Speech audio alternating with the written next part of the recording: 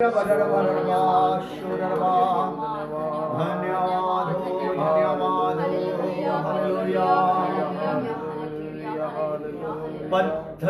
चिल्ला उठेंगे, देंगे खुदा को महिमा। पत्थर चिल्ला उठेंगे, देंगे खुदा को महिमा। पत्थर चिल्ला उठेंगे, देंगे खुदा को महिमा। पत्थर चिल्ला उठेंगे, देंगे खुदा को महिमा।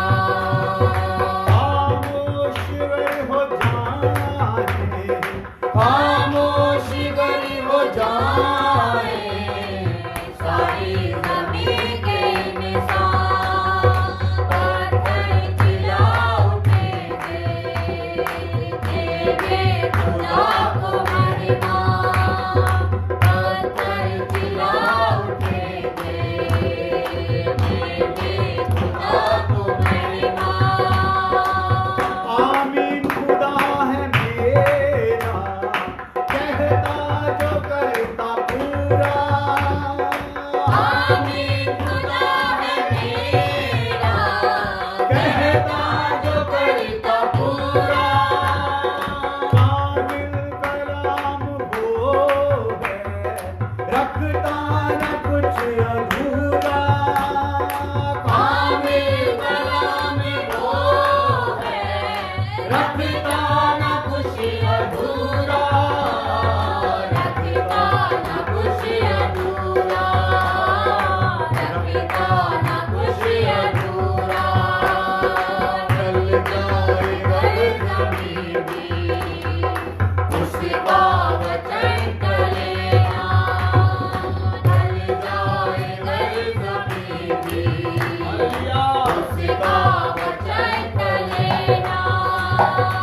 खामोश गरी हो जाए, खामोश गरी हो जाए सारी ज़मीन के इंसान। पत्थर चिल्ला उठेंगे, देंगे खुदा को महिमा। पत्थर चिल्ला उठेंगे, देंगे खुदा को महिमा। मत रोको इनको आज तुम, इनमें मसीह आया। मत रोको इनको आज तुम, इनमें मसीह आया। जोते रहे हैं बाट जो, उन पर है नूर छाया। जोते रहे हैं बाट जो, उन पर है नूर छाया।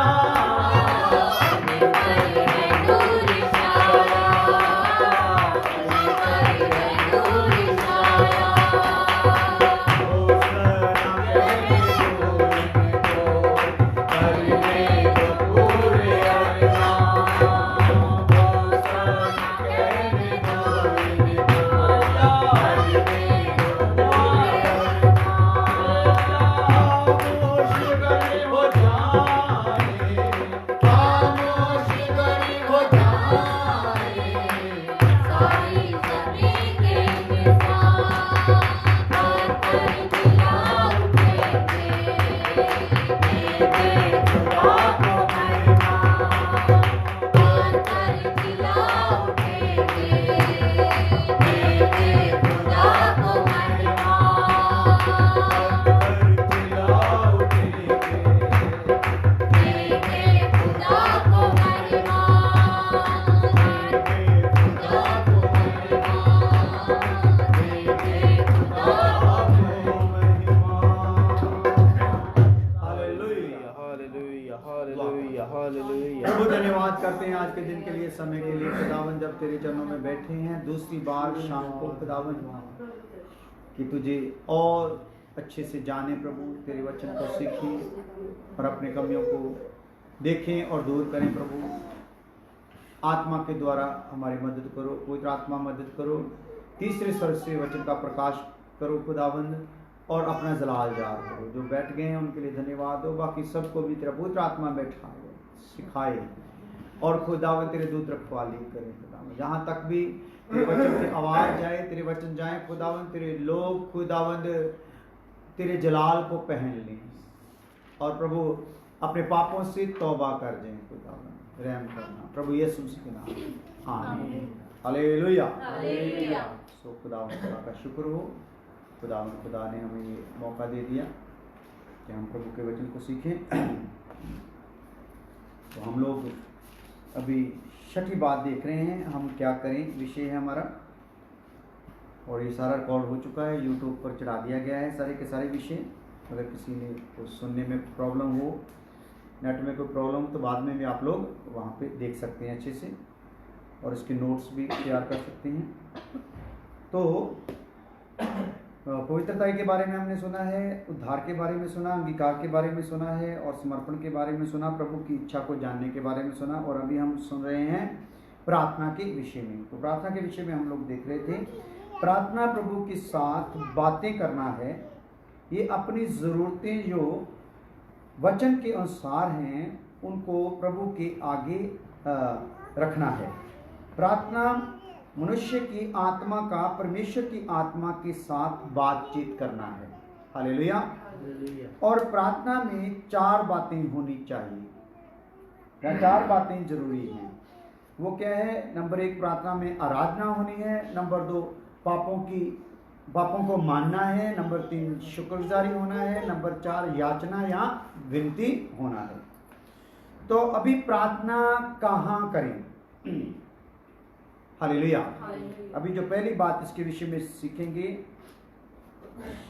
जो प्रार्थना का विषय है, इसमें पहली बात जो सीखेंगे वो है प्रार्थना कहाँ करें। मोटा करके लिख लो, ये अपने विषय में कॉपी पर मोटा करके लिख लो, प्रार्थना नंबर 1 प्रार्थना कहाँ करें।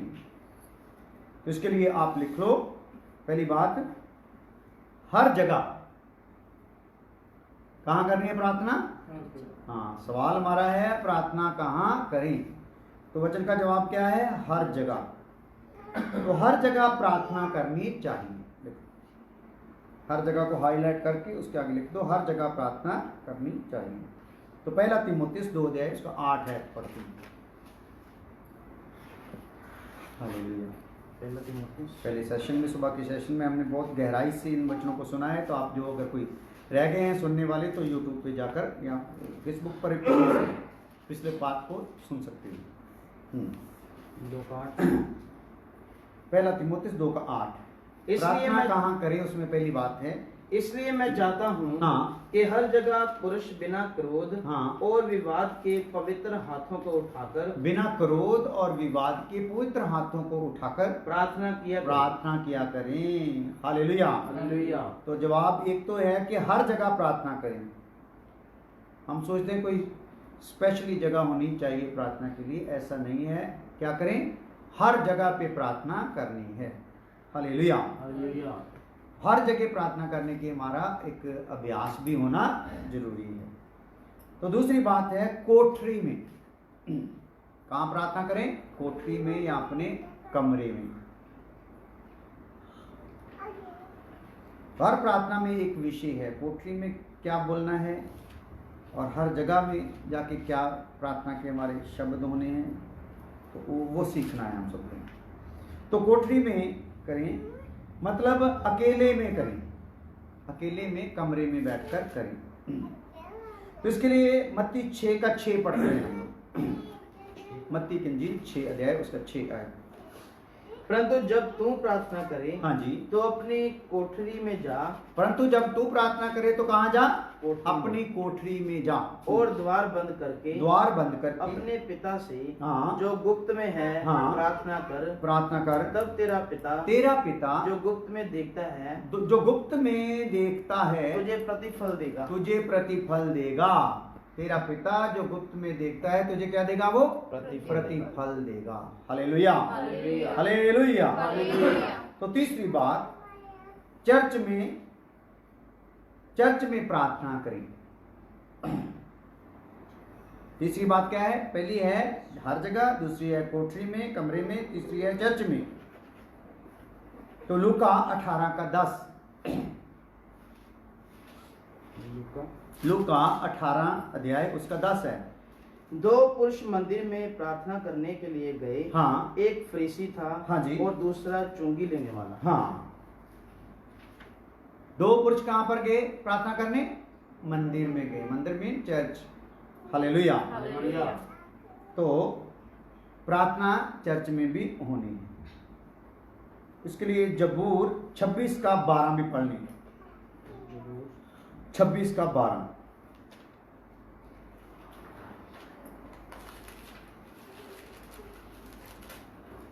आगे कैसे प्रार्थना होनी है इस विषय को। मेरे पांव चौरस स्थान में स्थिर है। जबूर 26:12 जी। मेरे पांव चौरस स्थान में स्थिर हैं। सभाओं में मैं यहोवा को धन्य कहाँ करूंगा। हाँ, सभाओं में। और कहाँ प्रार्थना करनी है? सभाओं में, जो जहाँ पे हम लोग इकट्ठे होते हैं, एक सभा करने के लिए इकट्ठे होते हैं, वहां भी प्रार्थना होनी है। तो पहला राजा 8:22 से 53, 22 से 53, 1-2 वचन पढ़ लो, बाद में बाकी आप लोग फिर अपने नोट कर लो, लिख लो, बाद में अच्छे से पढ़ लेना। तब सुलेमान इज़राइल की पूरी सभा के देखते यहोवा की वेदी के सामने खड़ा हुआ और अपने हाथ स्वर्ग की ओर फैलाकर कहा, हे यहोवा। तो इसका मतलब है वहां पे उसने क्या किया? प्रार्थना किया। प्रार्थना में वहां पे उसने क्या शब्द इस्तेमाल किए, कैसे किए, तो आप अच्छे से बाद में उसको देख लेना, नहीं तो ये बहुत लंबा चला जाएगा। 53 आयत तक पढ़ना है, 22 से 53 आयत, पंजाबी में 53 आयत तक।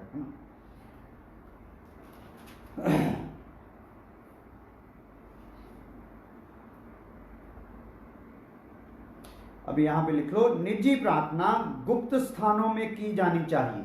तो आपकी निजी प्रार्थना है, उसमें कई लोगों को आपकी कमजोरी के बारे में पता नहीं, लेकिन आपके पिता को और आपको अपनी कमजोरी के बारे में पता है। तो आप क्या करते? दूसरा ठोकर ना खा जाए आपकी कमजोरी को सुनकर, तो क्या करना है? अपने पिता से गुप्त में बात करनी है, प्रार्थना करनी है। हालेलुया। तो ये कहाँ पे करनी? गुप्त स्थानों में जाकर प्रार्थना करनी है। निजी प्रार्थना गुप्त स्थानों में की जानी चाहिए, और पारिवारिक प्रार्थना परिवार में की जानी चाहिए। एक निजी प्रार्थना है, गुप्त है, कमरे में है, एक पारिवारिक प्रार्थना भी है। हालेलुया। तो पारिवारिक प्रार्थना कहाँ पे करनी है? परिवार में। एक सभा में है, एक निजी तौर पर है, एक परिवार में, एक सब जगह में है, एक कलीसिया में है।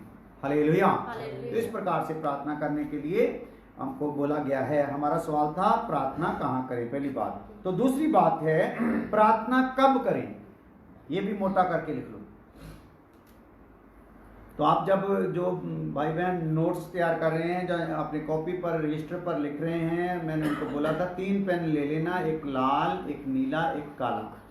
तो आपने उसी हिसाब से लाल के साथ जो मोटे हिंट हैं का बात, जो हम मेन पॉइंट बोलते हैं, वो लेना है। नीले से आप लोगों ने, काले से आप लोगों ने आयतें लिखनी, नीले से आपने जो भी बीच का प्रकाश है हमारे पास पहुंच रहा, वो बातें लिखनी है जो मैं नोट्स लिखवाता हूँ। हालेलुया।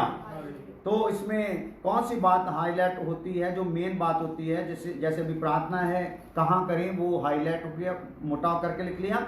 आगे जो आयतें लिखाई वो छोटा करके आम लिख लेना है। तो इसी प्रकार दूसरा है प्रार्थना कब करें। हालेलुया। प्रार्थना कब करें, पहले था कहाँ करें, अभी क्या है? कब करें। हालेलुया। तो मैंने आप लोगों को बोला था कि हम लोग को जब तक ये कर्फ्यू चलेगा, हम लोग 2 टाइम दिन में आएंगे। 3 टाइम पहले शुरू किया था, काफ़ी 1-2 हफ्ते हमने 3 टाइम ही आए हैं, लेकिन बाद में आप लोगों के काम धंधे या घर के काम और भी कई काम होते हैं, उनको देखते हुए हमने सिर्फ 2 बार कर दिया था। एक बार 12 बजे, एक बार 8 बजे। तो आप लोगों को हमने बोला था कि आपने अपनी ईमानदारी से 1 घंटा पहले बैठना है। जैसे हम लोग शो होते हैं 12 बजे, तो आप लोगों ने कितने बजे बैठना है? 11 बजे। तो 8 बजे हम बचन शुरू करते हैं, तो आप लोगों ने कितने बजे बैठना है? 7 बजे। तो ये आप लोगों की ईमानदारी, आप लोग प्रार्थना करते हैं। अगर प्रार्थना किए बगैर ही सुन रहे हो ना, तो ये तो इस प्रकार है जैसे पानी पिए बगैर रोटी खाते रहोगे, तो फिर समस्या आ जाएगी। हालेलुया। तो फिर ये वचन आपके लिए समस्या बन जाएगा अगर आप प्रार्थना की सहित इसको नहीं लोगे। तो प्रार्थना आप लोगों ने करनी है। हालेलुया। तो आज एक फैमिली से बात हुई तो उन्होंने कहा हम पूरी ईमानदारी से बैठे होते हैं 1 घंटा पहले 11 बजे, फिर शाम को 7 बजे, या जब तक आपका वचन शुरू नहीं होता प्रार्थना में लगे रहते हैं। हालेलुया। पूरा परिवार एक मन होके वो लगे रहते हैं। हालेलुया। तो बाकी अभी आप लोग जानो, आप लोग प्रार्थना में बैठते हो कि नहीं? अगर नहीं बैठते तो वचन आपका सुनने का कोई खास फायदा होने वाला नहीं। आप ज्ञानी बन जाओ। हालेलुया। तो हम ज्ञानी नहीं बनाना चाहते, हम ध्यानी बनाना चाहते हैं। हालेलुया। ज्ञानी का मतलब है उसको बहुत कुछ पता है, वो किसी की नहीं सुनेगा अभी। हालेलुया। उसको अपनी पहचान भूल जाएगी, वो घमंडी हो जाएगा। ये ज्ञानी की 3 खासियत होती है। हालेलुया। पर जो ध्यानी होता है वो क्या होता है? नम्र हो जाता है और भूख बढ़ जाती है खुदा को जानने के लिए और अपने आप को नीचा करने का मन हो जाता है। तो अगर ये बात जो दूसरी बार मैंने बोला है, नीचा होना, परमेश्वर से संबंध जरूरत से ज्यादा स्थापित करना है, तो नजदीकी का करना है, तो साथ में पहले प्रार्थना होनी जरूरी है, क्योंकि विषय भी अभी प्रार्थना का आ गया है। हालेलुया। तो इसके लिए आपको चेक करना, आपको खबरदार करना जरूरी है कि आप लोगों ने पहले बैठना है प्रार्थना में। हालेलुया। तो मैं तो देखता नहीं हूँ, तो आप ऊपर से खुदा देखता है, आप कितने आज्ञाकार हो, वो खुदा फिर उसी प्रकार से आपको आगे जीवन में, ये रोटी है आपके लिए वैसे ही काम करेगी। हालेलुया।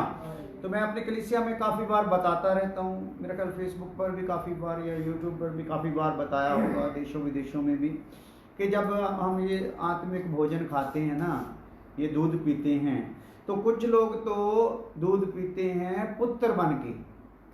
कौन बन के? परमेश्वर के पुत्र बन के दूध पीते हैं। तो कई लोग क्या पीते हैं? सांप बन के पीते हैं। तो दूध है, सांप भी पी सकता है और पुत्र भी पी सकता है। हालेलुया। तो पुत्र, अगर ये दूध पुत्र बन के पियोगे तो पिता की आज्ञाओं को पूरा करने की इच्छा मन में आएगी। तो पिता का जो पुत्र यीशु है उसका रूप बनता जाएगा।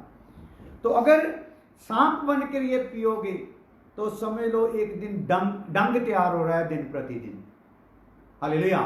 जो डंक में जहर होता है वो बढ़ता बढ़ता बढ़ता जाएगा, पलते जाओगे और चाल भी टेढ़ी मेढ़ी होती जाएगी। हालेलुया। फन उठाने का भी मन पूरी तरह रहेगा, ताकत मिल जाएगी फन उठाने के लिए। हालेलुया। हालेलुया। बल छल भी आ जाएंगे, डंक भी आ जाएगा, जहर भी आ जाएगा इसी वचन को सुनने से। हालेलुया। तो इसको सुनने का अंदाज आपने देखना है, आपका क्या है? सांप वाला है तो सांप की हरकत आ जाएगी, पुत्रों वाला है, संतान वाला है तो संतान की सूरत आ जाएगी। हालेलुया। ये आप लोगों के ऊपर निर्भर है। पुत्र बन के सुनने का मतलब जैसे पुत्र अधीन रहा। हालेलुया। पुत्र जो था यीशु मसीह, वो बचपन से कहाँ गया? मंदिर में गया। हालेलुया। तो उसने जो सारी व्यवस्था को क्या किया? पूरा किया। तो उसने मूसा की व्यवस्था को पूरा करके दे दिया, लेकिन हमें क्या भी करना है? मसीह की व्यवस्था को पूरा करना है, जो मूसा की व्यवस्था से ज्यादा जिम्मेदारी हमें बताती है। इसलिए ध्यान करना है। आप लोग अभी जब वचन सीखते हैं तो क्या है मन में? हालेलुया। तो मेरी सेवकाई में कई सांप आए, उन्होंने पिया, डंक मारा, वल छल किए और कलीसिया में भी काफी गड़बड़ी की, करते आए हैं, आज तक भी करते आ रहे हैं। हालेलुया। तो आगे चलकर हमको पता चल जाता है कि ये इसने क्या बनकर पिया है ये दूध। हालेलुया। तो आप लोग भी अभी देखना है ध्यान से, जो भी अगर कोई गैर कलीसिया का, हमारे कलीसिया से बाहर वाला भी सुनता है तो ध्यान करना, आपने ये दूध पीना है तो संतान बन के पीना है, शैतान बन के, सांप बन के पीना नहीं है। तो आइए अभी ध्यान करें, प्रार्थना कब करें? दूसरी बात क्या है? प्रार्थना कब करें? तो इसके लिए पहली बात लिख लें, सदा प्रार्थना करें। पहले देखा था कहां करें, उसके लिए था हर जगह करें। तो यहां पर क्या है? प्रार्थना कब करें? सदा। तो इसके लिए पहली बात लिख लो, सदा करें। लूका 18:1, लूका की इंजील 18 अध्याय उसका 1 आयत। फिर उसने इसके विषय में कि नित्य प्रार्थना करना, हाँ, और हियाव ना छोड़ना। नित्य प्रार्थना करना, हियाव ना छोड़ना। हालेलुया। हालेलुया। तो हौसला नहीं छोड़ना। तो हम लोगों को आदत है, प्रार्थना तो हम करते हैं नित्य, लेकिन हमारे नित्य में प्रोग्राम ऐसा है हालात के हिसाब से। अगर हालात बेकाबू हो जाते तो हम गिड़गिड़ाते हैं, बड़ी प्रार्थना बढ़ा देते हैं। जैसे ही सहूलतें मिलती है, जरूरतें पूरी आराम से होती हैं, तो हम खूब खाते पीते और सब बस मस्तियां मारते हैं। जो भी हो, जहां का भी हो, सब खा के तो ऐसे ही फिर लगे रहते हैं। तो फिर प्रार्थना क्या है, कभी कर ली कभी ना की। लेकिन वचन क्या कह रहा है, सदा प्रार्थना करें। हाँ, सदा प्रार्थना करें। फिर उसने इसके विषय में हाँ, कि नित्य प्रार्थना करना, हाँ, और हियाव ना छोड़ना, हियाव ना छोड़ना, नित्य प्रार्थना करना। हाँ जी, पढ़ दे थोड़ी सी आगे बात। फिर उसने इसके विषय में कि नित्य प्रार्थना करना और हियाव ना छोड़ना चाहिए, उसने ये दृष्टांत कहा। हाँ, किसी नगर में एक न्यायी रहता था। हाँ, तो यहाँ पे एक कहानी सुना दी ना यीशु मसीह ने, नित्य प्रार्थना करने की आशीष क्या है। तो एक न्यायी था, एक महिला थी, विधवा थी, वो रोज रोज फरियाद लेके जाती थी, वो सुनता ही नहीं था। तो जब रोज रोज उसने उसकी मती मार दी, बोल बोल के रोज रोज अपना बात कहती रही आकर, तो आखिर वो कहता, मैं तो किसी से डरता भी नहीं हूँ, मेरी तो पावर भी इतनी है, सब तरफ से है, लेकिन ये औरत जो है ना, इसने मेरा दिमाग चाट लिया है। तो अभी क्या करूंगा, मैं इसका फैसला इसको सुना दूंगा, हालेलुया, या इसकी सुन लूंगा, हालेलुया। तो अगर जमीन के न्यायी जो है अन्यायी होकर भी एक टाइम में सुन ही लेते हैं, तो वो तो हमारा परमेश्वर हमेशा का न्यायी है, वो कैसे नहीं सुनेगा, हालेलुया। लेकिन वो प्रार्थना जो है, हम दुनिया की प्रार्थना, दुनियादारी की प्रार्थना नहीं करते। हम जो भटकी हुई कलीसिया है उनकी शिक्षा वाली प्रार्थना नहीं करते। हम प्रार्थना कैसे करते हैं, जैसा वचन कहता है प्रार्थना करो, वचन के अनुसार प्रार्थना करते हैं, हालेलुया। तो वचन के अनुसार भी आप प्रार्थना करते हैं तो हियाव छोड़ना नहीं है, हालेलुया, क्योंकि खुदा क्या करेगा, आपको उत्तर देगा। तो पहला थिस्सलुनीके 5:7 भी देख लो, इसी में सदा प्रार्थना करने के विषय में लूका 18:1 देखा। अभी पहला थिस्सलुनीके 5:17 देख लो। निरंतर प्रार्थना में लगे रहो। निरंतर कितना टाइम, निरंतर। हाँ, हमने क्या देखा है, सदा प्रार्थना, निरंतर प्रार्थना में लगे रहो, हालेलुया। तो दूसरी बात है, प्रार्थना कब करेंगे विषय में, सुबह प्रार्थना करें। सुबह यानी कि भोर को या सवेरे सुबह प्रार्थना करें। भजन संहिता 5:3, भजन संहिता 5:3, सुबह प्रार्थना करें। हाँ, भजन संहिता 5:3।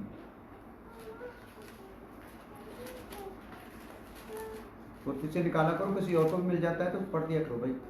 हे यहोवा, हाँ, बोर को मेरी वाणी मुझे सुनाई देगी। हाँ, मैं बोर को प्रार्थना करके तेरी बाट जोहूंगा। हाँ, बोर को प्रार्थना कर कर मैं क्या करूंगा, तेरी बाट जोऊंगा, हालेलुया।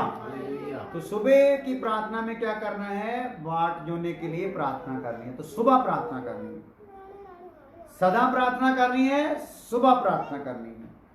और तीसरा नंबर है, दोपहर और शाम को प्रार्थना करें। तीसरी बात कहां, कब प्रार्थना करें भाई, दोपहर और शाम को प्रार्थना करें। भजन संहिता 55:17, भजन संहिता 55:17 या 55।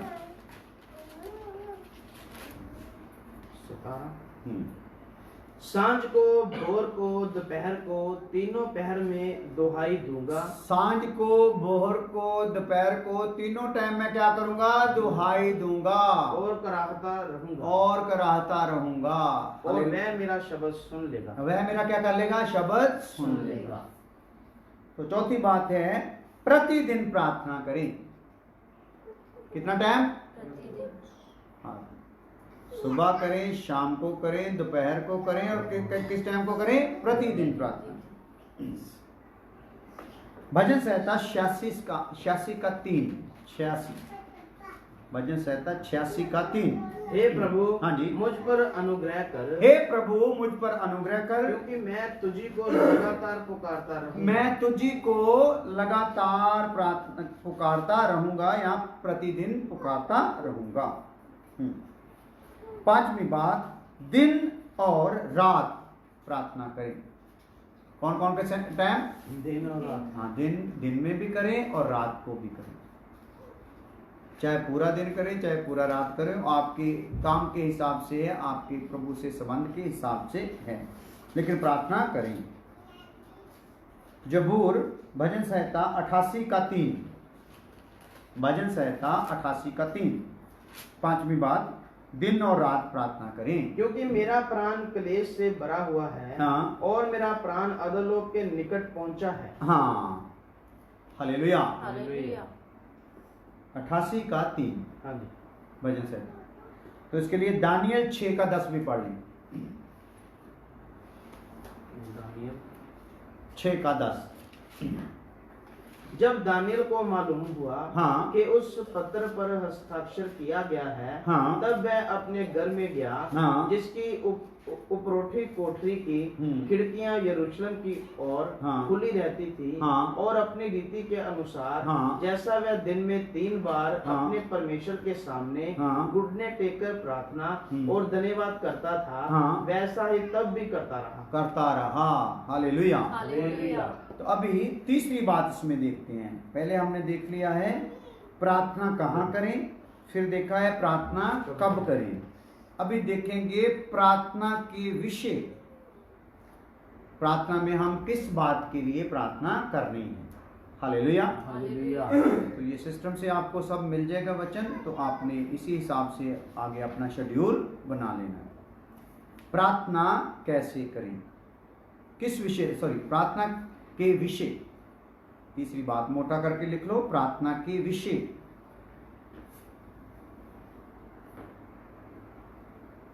तो पहली बात है इसमें याकूब 5 का 13 से 16। याकूब 5 का 13 से 16।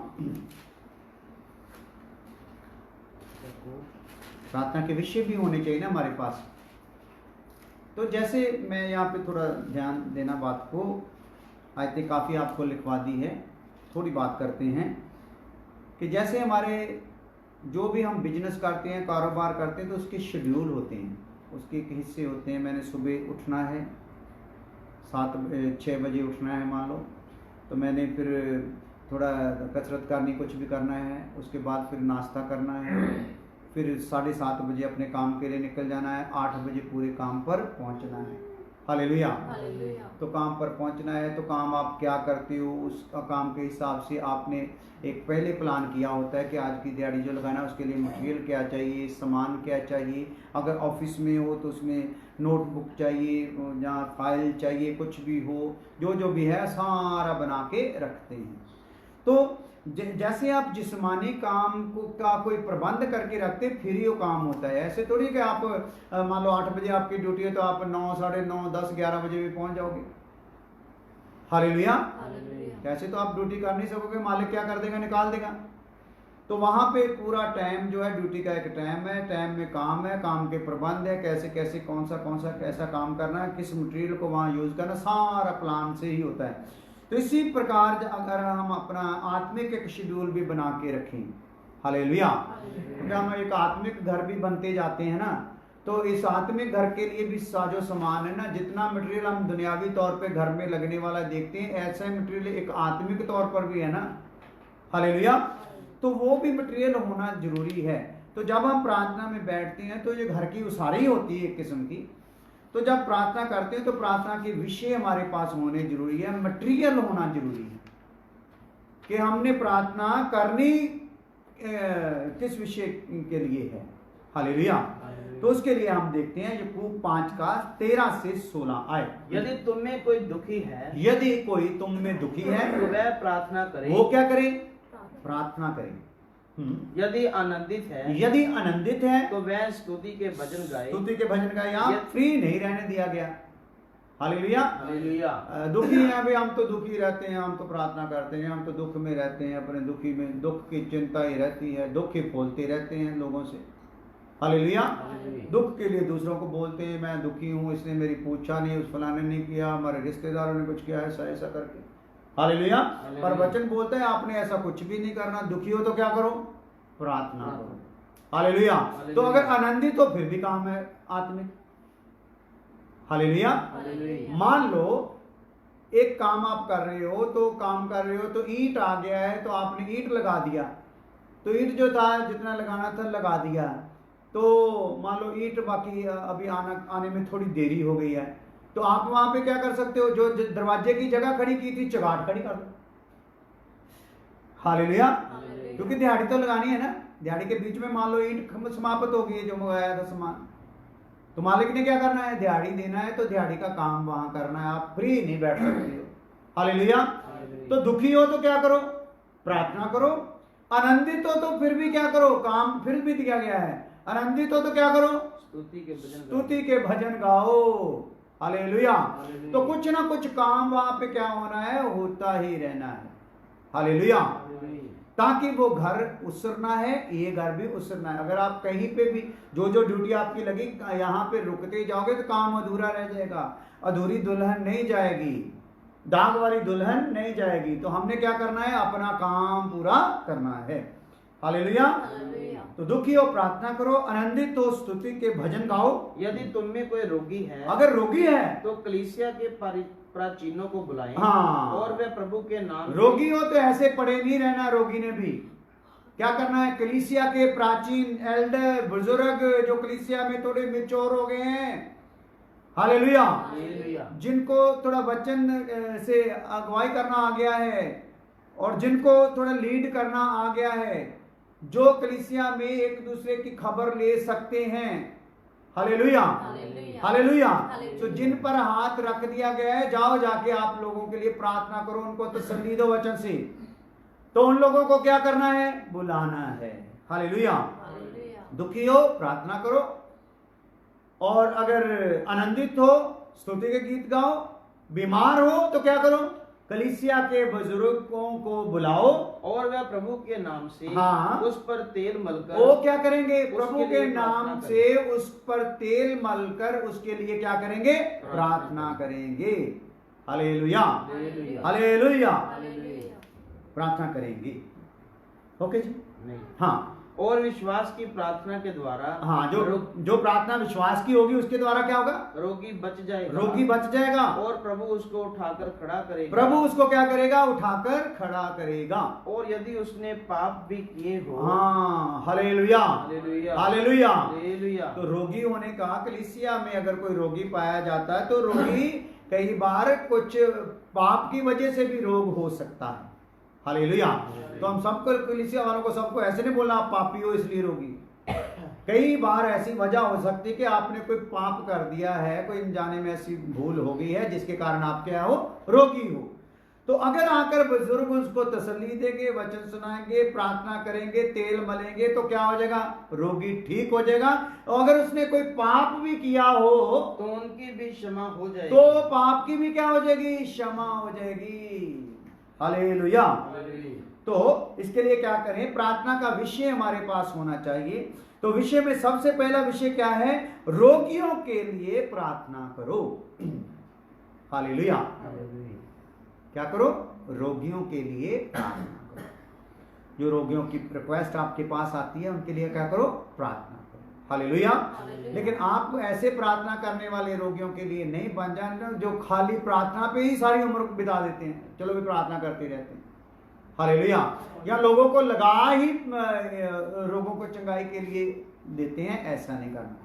प्रार्थना करनी है, वचन की तसल्ली देनी, वचन से उसको उसकी कमी आगे लेके आनी, या उसकी जिम्मेदारी क्या थी, क्या हो गया, क्या कारण हुआ, वो बता के उसको जाना है, ताकि खाली उसका रोग ही नहीं मिटना, साथ में क्या होना है, पाप भी माफ होना। हालेलुया। क्या होना जी, पाप भी माफ होना है। हालेलुया। तो दूसरी बात क्या है, दूसरा विषय क्या है, एक तो विषय यह है रोगियों के लिए प्रार्थना करो, दूसरा है पहला तीमुथियुस 2 अध्याय उसका 1 से 4 आए। पहला तीमुथियुस 2 अध्याय उसका 1 से 4 आए। अब मैं सबसे पहले ये आग्रह करता हूँ हाँ जी। कि विनती हाँ। और प्रार्थना हाँ। और निवेदन हाँ। और धन्यवाद हाँ। सब मनुष्यों के लिए किए जाएं। हालेलुया। हालेलुया। तो 2 मिनट मैं माफ करना, मैं बात करना चाहता हूँ भाई सुखी से। सुखी, आपको आवाज साफ आ रही है? अभी नेट ठीक चल रहा है? तो आपका जो कशिश का चालू किया था, कशिश का नहीं बीच में आ रहा है, तो प्लीज और कशिश को भी बोलो बीच में कुछ बता दे यस या नो करके, तो हमको पता चल जाए कशिश भी सुन रही है। हाँ ठीक है, हालेलुया। कशिश का आ गया है, खुदा आपको बरकत दे। हालेलुया। तो अभी दूसरी बात क्या है? पहला तीमुथियुस 2 का 1 से 4। अब मैं सबसे पहले ये आग्रह करता हूँ कि विनती और प्रार्थना और निवेदन हाँ। और धन्यवाद हाँ। सब मनुष्य के लिए किए विनती, जाएं। प्रार्थना, निवेदन, धन्यवाद कितने लोगों के लिए किए जाएं भाई? सब मनुष्यों के लिए। तो अभी देखो ना, अभी जब आप ये प्रार्थना का विषय रूटीन से सुन रहे हो, तो अभी तो वैसे भी हम कह रहे हैं कि हम क्या करें, आपके सवाल के ऊपर ही हमने ये रख दिया है। हालेलुया। तो ये हमारे परिवार का भी सवाल हो सकता है, हमारा भी सवाल हो सकता है, आप सबका परिवार सवाल हो सकता है, जितने फेसबुक पर हैं उनका भी सवाल हो सकता है। हम क्या करें? तो उसमें हमने क्या करना था, जितने आपको पीछे पहले 5 विषय दे दिए हैं, उनको क्या करना है? उन पे ध्यान करना है कि हम इसमें कितने पाए जाते हैं। तो ऐसे इस विषय पर भी ध्यान करना है कि प्रार्थना में हम कितने पाए जाते हैं। हालेलुया। क्या इस प्रकार से हम प्रार्थना हमने चालू की भी है कि नहीं, कि अपने दुखड़े खाली रोते रहते हैं खुदा से? हालेलुया। आपकी कलीसिया में आपके लोग हैं, उनके लिए प्रार्थना चल रही है, आपका पड़ोस है, उनके लिए प्रार्थना चल रही है, आपके रिश्तेदार हैं, उनके लिए प्रार्थना चल रही है। आगे आते हैं, इनको देखते हैं। तो पहले यहाँ पे क्या लिखा है? हम आग्रह करते हैं कि विनती और प्रार्थना और निवेदन और धन्यवाद सब मनुष्यों के लिए किए जाएं। कितनों के लिए किए जाएं भाई? सब मनुष्यों के लिए किए जाएं। हालेलुया। तो सब के लिए कर रहे हैं ये। तो आइए देखते हैं दूसरी बात में, सब मनुष्यों, राजाओं, सब मनुष्यों, साथ में कॉमा डाल के राजाओं, फिर कॉमा डाल के सब ऊंचे रुतबे वालों और अपने व्यक्तिगत जीवनों। आराम से आता हूं, फिर दोबारा आता हूं। कुछ लोग बोलते हैं कि लिखने में थोड़ी समस्या होती है, तेज बोलते बहुत।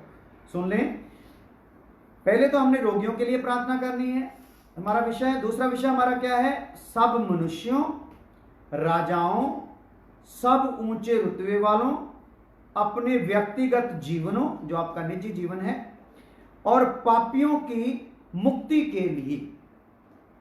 हालेलुया। विषय मिल गए ना अभी? पहले कई लोग तो बोल देते हैं हम प्रार्थना करें क्या, किसके लिए करें, क्या प्रार्थना करें? हालेलुया। क्योंकि वो प्रार्थना को अहमियत देते नहीं। रोटियां खा खा के पेट बढ़ गए। हालेलुया। पानी पिया नहीं तो वो रोटी की जो ताकत असली आनी थी वो आई नहीं। हालेलुया। तो पेट में गड़बड़ रहती, पेट को पकड़े रहते हैं। हालेलुया। तो ये विषय आपके पास खुलकर आ रहे हैं। अभी आपको प्रार्थना में 1, 2, 3 घंटे बिताने में कोई समस्या आएगी नहीं, क्योंकि आपको एक प्रभु बोझ दे देगा। अगर आप सच में सीखने का मन लेके बैठे हो, बोझ दे देगा भाई ये बातों के लिए खुदा ने हमको अपने कलाम से बोला है, तो हमने ये विषयों को परमेश्वर के आगे रखना है। तो जब रखोगे तो हम तो कई बार प्रार्थना करते तो हमारी तो प्रार्थना समाप्त होने पर नहीं आती। हालेलुया। तो हम में से बहुत ऐसे उनकी प्रार्थना शुरू ही नहीं होती, शुरू करने का मन ही नहीं होता है। हालेलुया।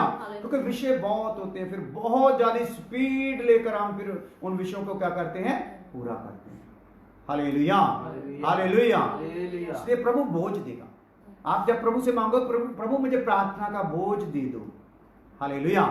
प्रार्थना के लिए जब आप समर्पित करोगे अपने आप को, तो परमेश्वर ये विशेष रूटीन से पवित्र आत्मा आपकी मदद करेगा। ये विषयों के लिए आपने बोझ लेना है। हालेलुया। तो तीसरी बात इसमें क्या है? प्रार्थना के विषय में तीसरी बात, पहला विषय रोगियों के लिए, दूसरा विषय ये सब जो हमने पढ़ा है। तीसरा है दानियेल 6 का 18 से 23 है। दानियेल की किताब 6 अध्याय उसका 18 से 23 है। हालेलुया। तब राजा अपने महल में चला गया राजा अपने महल में चला और गया, उस रात को बिना भोजन पड़ा रहा बिना भोजन पड़ा रहा, और उसके पास सुख विलास की कोई वस्तु नहीं पहुंचाई गई हाँ, और उसे नींद भी नहीं आई। उसे नींद भी नहीं आई। 23 तक। जी। भोर को पो फटते ही हाँ। राजा उठा और सिंहों के गड्ढे की ओर फुर्ती से चला गया। हाँ, जब राजा यहाँ सिंह थे, शेर थे, वो उस गड्ढे में जिसमें वो फेंका गया था दानियल, वहां पे सुबह होते ही चला गया। रात को उसको नींद भी नहीं आई। दानियल की किताब में जब आप पढ़ोगे ये पूरी कहानी तो बड़ा एक जबरदस्त सीखने वाला विषय है। हाँ, जब राजा गड्ढे के निकट आया तब शोक भरी वाणी से चिल्लाने लगा। हाँ, शोक भरी वाणी से चिल्लाने लगा। एक दर्द था उसमें। क्यों दर्द था? उसको पता था दानियल बंदा माड़ा नहीं। हालेलुया। लेकिन जो हमने कानून बनाया था उस कानून के आधार पर उसको पकड़ा गया है। वो जिस भी अपने परमेश्वर की इबादत करता है उसके लिए वो एक समर्पित इंसान है, लेकिन हमने उसके समर्पण के लिए क्या किया है? उस पर दबाव डाला है और उसको नाजायज उसको फिंकवा दिया है। हालेलुया। तो उसको रात को नींद आई नहीं, तो उसने सोचा कि ऐसे उसको खत्म हो गया होगा बंदा। तो बड़ी दर्द भरी आवाज से सुबह जाकर वहां पे आवाज दी दानियल को। हालेलुया। राजा दर्द भरी आवाज किसी के लिए दे दे तो इससे बड़ा सौभाग्य किसी के लिए क्या हो सकता है? राजा तो हमेशा एक अनक से, गैरत से, एक सामर्थ्य से बात करता है हमेशा। हालेलुया। एक जुर्रत से वो बात करता है। लेकिन यहां पे वो कैसे बोल रहा है? हालेलुया। वहां से पढ़े। और दानियल से कहा, हाँ पीछे आ जाओ। जब राजा गड्ढे के निकट आया तब शोक भरी वाणी से चिल्लाने लगा। शोक भरी, दर्द भरी, दुख भरी वाणी से चिल्लाया। और दानियल से कहा, हे दानियल, हे जीवते परमेश्वर के दास, क्या तेरा परमेश्वर जिसकी तू नित्य उपासना करता है तुझे सिंहों से बचा सका, तुझे शेरों से बचा सका। तब दानियल ने राजा से कहा, हे राजा, तू युग युग जीवित रहे। मेरे परमेश्वर ने अपना दूत भेजकर। हालेलुया। उसने ऐसे तो नहीं कहा, राजा को कोई टांच टीचर तो नहीं मारी, फिकवा के देख लिया राजा, शेर भी मेरा कुछ नहीं बिगाड़ सकता, तू मेरा क्या कर लेगा, ऐसा कुछ नहीं कहा। हालेलुया। राजा को आशीर्वाद दिया, तू युग युग क्या करे? जीवित रहे। हे राजा, तू युग युग जीवित रहे। मेरे परमेश्वर ने अपना दूत भेजकर सिंहों के मुंह को ऐसा बंद कर रखा, शेरों के मुंह को ऐसा बंद कर रखा कि उन्होंने मेरी कुछ भी हानि नहीं की। इसका कारण ये है कि मैं उसके सामने निर्दोष पाया गया। हालेलुया। क्योंकि मैं परमेश्वर के सामने क्या पाया गया? निर्दोष। जब परमेश्वर के सामने निर्दोष पाए जाते हैं तो शेर कितने भी भूखे क्यों ना हो वो खा सकेंगे नहीं। हालेलुया। हाँ जी, हाँ जी। और हे राजा, तेरे सन्मुख भी मैंने कोई भूल नहीं की। ना तो मैंने अपने परमेश्वर के सन्मुख कोई भूल की, ना तेरे सन्मुख भूल की। तब राजा ने बहुत आनंदित होकर, राजा खुश हो गया और उसने आनंदित होकर दानियल को गड्ढे में से निकालने की आज्ञा दी। हाँ, दानियल को गड्ढे में से निकालने की आज्ञा दी। अतः दानियल गड्ढे में से निकाला गया। हाँ। और उस पर हानि का कोई चिन्ह ना पाया गया। हाँ। क्योंकि वह अपने परमेश्वर पर विश्वास रखता था। हालेलुया। हालेलुया। हालेलुया। हालेलुया। सो इस प्रार्थना में हम क्या देख रहे हैं? व्यक्तिगत प्रार्थना। अपने प्रार्थना जो है इसके विषय में देख रहे हैं क्या क्या विषय है। बीमारों के लिए प्रार्थना करना है, सब मनुष्यों के लिए, राजाओं के लिए, सब ऊंचे रुतबे वालों के लिए, अपने व्यक्तिगत जीवनों के लिए, पापियों के लिए प्रार्थना का विषय है। आगे तीसरी बात में हम क्या देख रहे हैं? व्यक्तिगत सुरक्षा और दूसरों की सुरक्षा के लिए प्रार्थना करना। व्यक्तिगत सुरक्षा। हालेलुया। तो यहां पे क्या किया होगा उसने? दानियल ने व्यक्तिगत सुरक्षा के लिए क्या किया होगा? प्रार्थना किया। और दूसरों के लिए भी क्या किया? प्रार्थना की। हालेलुया। तो ऐसे ही प्रार्थना करने वाले हम लोगों ने बनना है। ऐसा विषय हमारे पास होना चाहिए। एक तो व्यक्तिगत सुरक्षा के लिए प्रार्थना करनी है, दूसरा क्या करना है? दूसरों की सुरक्षा के लिए भी प्रार्थना करनी अपनी भी सुरक्षा हो, दूसरों की भी सुरक्षा हो। तो चौथी बात सुनकर फिर हम प्रार्थना के विषय भी हमको मिल गए, कहाँ करनी है, कैसे करनी है, सब हमने सीख लिया है।